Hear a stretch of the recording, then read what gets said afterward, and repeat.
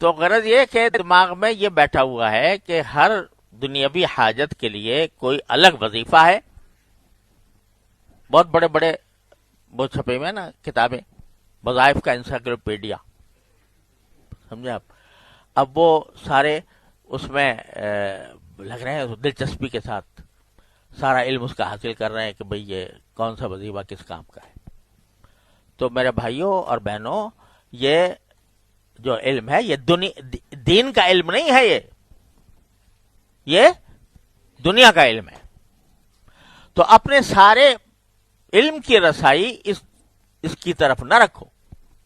ایک مومن کے لیے تو جو سب سے بڑا تعویذ ہے، سب سے بڑا عمل ہے، سب سے بڑا وظیفہ ہے، وہ کیا ہے؟ 2 رکعت نماز حاجت پڑھ لے اور اللہ کے سامنے ہاتھ پھیلا دے. ہاتھ پھیلا کے کہہ دے یا اللہ میرے گناہوں کو معاف فرما دے. کیونکہ جو کوئی انسان کو مصیبت آتی ہے یا کوئی تکلیف آتی ہے تو بکثرت انسان کے اپنے گناہوں کی وجہ سے آتی ہے. ما اصابکم من مصیبت فبما کسبت ایدیکم ویعفو عن کثیر، قرآن کریم فرماتا ہے جو تکلیف بھی تمہیں آتی ہے تو وہ تمہارے اپنے ہاتھوں کے کرتوت کی وجہ سے آتی ہے. اور ویعفو عن کثیر، اللہ تعالیٰ بہت سے گناہ تو معافی کرتا رہتا ہے، لیکن کسی گناہ کی وجہ سے پکڑ بھی لیتا ہے، کوئی تکلیف آ جاتی ہے.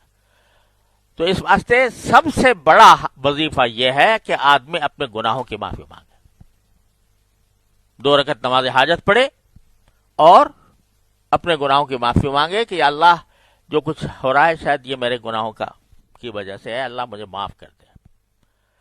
اہتمام کے ساتھ، خشوع کے ساتھ اللہ کے سامنے گڑ گڑا کر معافی مانگ لے اور جو حاجت ہے وہ مانگ لے. یا اللہ میں تو بے وسیلہ ہوں، میرے پاس کوئی اور کچھ نہیں ہے، اے اللہ اپنے فضل و کرم سے میری یہ حاجت پوری فرما دے. یہ ہے جو اصل وظیفہ ہے جو رسول کریم صلی اللہ علیہ وسلم کا بتایا ہوا ہے. یہ ہے اصل وظیفہ. جو کوئی حاجت پیش آئے اس سے زیادہ بڑھ کر کوئی وظیفہ نہیں ہے. دعا اللہ تبارک و تعالی سے، اس پر ثواب بھی ہے، ہر دعا پر ثواب ہے، چاہے دنیاوی مقاصد کے لیے مانگ رہے ہو. تو وہ اس کو اپنا وظیفہ جان بناؤ، اس کو حرز جان بناؤ.